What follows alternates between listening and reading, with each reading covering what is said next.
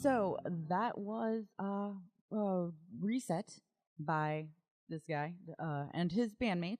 The Potomac Accord, they are here from St. Louis. They have done some pretty cool things, and they're back now. They're going to have a release show over at the St. Louis Public County Library, or City Library, correct? City Library, yeah. The City Central Branch, Library. the one downtown on 14th Street. And it's going to be in their super fancy basement auditorium thing they have there on October 19th, which is a Thursday from 7 to 8 p.m.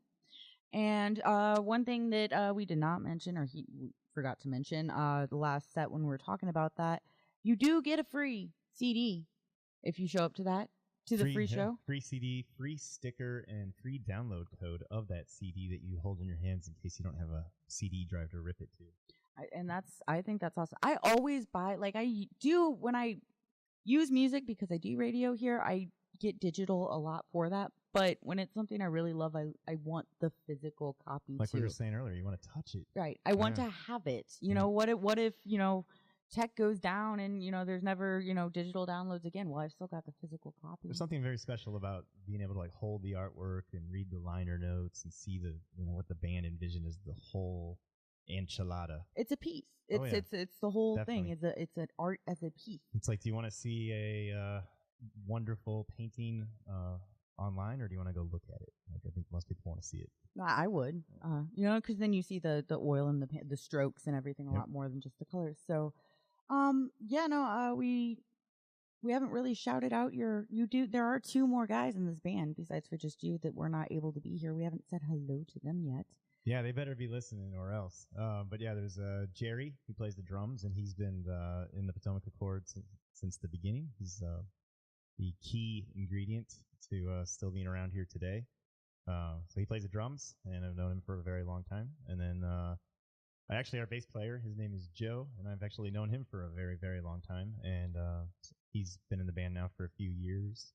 But I met him back at university way back in the day. And then we somehow just kind of reconnected, I don't know, a few years ago, and then we started playing music together because I always admired Joe from afar back in the day. Hey, dreams do come true, man, right? Well, it's amazing how, you live your life every single day, and you cross paths with people, and then you never expect maybe to see someone again that you hadn't seen in 20 years or 15 years, and then it happens sometimes. And then you pick up right where you left off. It's really, really cool actually when that happens. It's happened to me a couple times recently, and it's kind of a shock. It takes you, again, I'm a sucker for nostalgia. So for me, it takes me back, and it's like, oh, remember the time this happened, and remember the time this happened, and it's always fun to relive, old fun moments. So yeah, speaking of that, you guys, as we mentioned earlier, you have toured North America. You've been a band for like 17 years. So you've got to have some interesting shows or tour stories to talk about. There's got to have been a few that you really loved.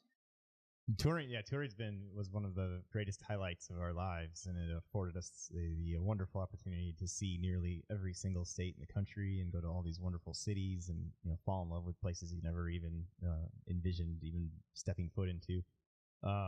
Some of our favorite shows locally here, we got to open for Pedro the Lion at the Galaxy, in front of probably 400 people. That was really just a wonderful thing. We were able to actually record that show, so that's something we like to go back and revisit sometimes. But on tour, let's see, I'm trying to think. We played a show in Atlanta probably about 14 years ago or so. And we got to play with a guy named Jason Molina from a band named Songs Ohio, which got renamed later into Magnolia Electric Company. So being able to see him, he died recently, probably about 3 years ago. But being able to see him, he was a wonderful inspiration on us. But backstage at that show, we were hanging out, and dancing down the hallway right at us was Chan Marshall from Cat Power. And once again, another musician that we've always really, really admired, walked right up to us and was just hanging out. So I think she lived in Atlanta at that time. So it was just a really like a double whammy of like two musicians we really liked and who were really down to earth and very genuine. And we got to hang out backstage with them. So that was really, really neat. Something like we talked about that show in Tulsa, Oklahoma was really fun. The band we played with, I guess one of the ladies in that band was a piano teacher, and she had all these Beatles songs memorized. So after the show, we went back to their place to crash, and they kind of had an impromptu party at 2 a.m. where she was playing all these Beatle covers, and everybody had been drinking, and we were just screaming Beatles songs at the top of our lungs. That sounds so like a those kind blast, of things though. really stick with. Yeah, it was great. What was the worst? Like the first fail, the first fail that comes to your mind, which everybody has those. The one that goes immediately to my mind is, let's see, we played in Montreal, and the band, we played at this venue owned by this band called Godspeed You Black Emperor that we also really looked up to, and I broke a guitar string, and they're all sitting there right there in the front row, a band that I really, really admired a lot at that time and even still do to this day. I broke the string, and we had to stop the song like midway through and just like basically reset, no pun intended, with that last song we just played.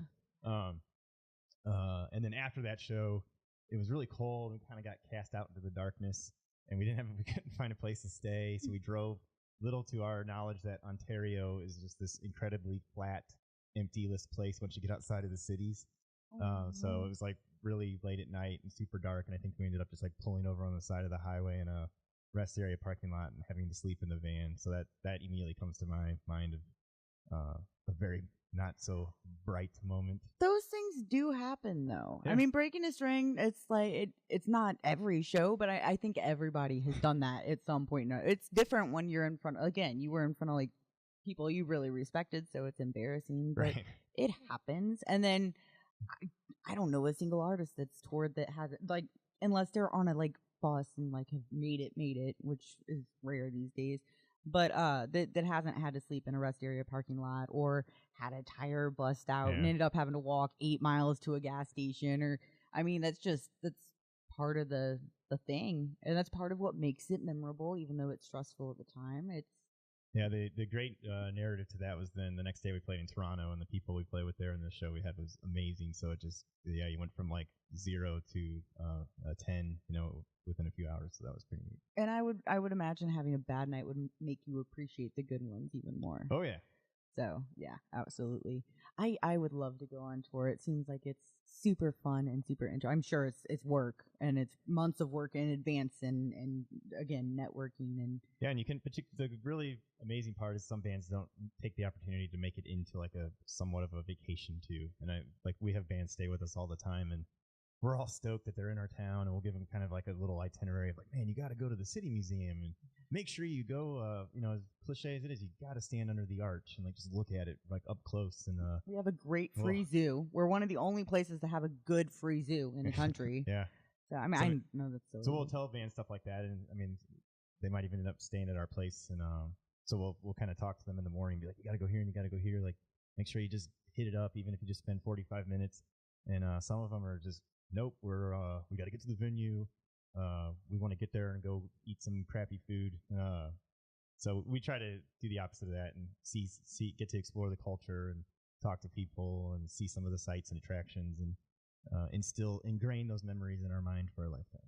Did you give them toasted rav and Provel when you come? No. I'm trying to think. No, we end up probably cooking something. Yeah, I mean that's just a St. Louis thing. So I always try and give my friends from out of town the first time they come in gooey butter cake, toasted ravioli, and Provel, because you can't really get anywhere else. Usually when I describe Provel to people, they're immediately sort of put off, right? And they're kind of afraid to try it. But I get what you're saying. It's a St. Louis thing. I don't know. So we're going to break one more time. We're going to play this song. It's called The Rendering, and we're going to come back. We're probably going to run over just a few minutes, but that is okay.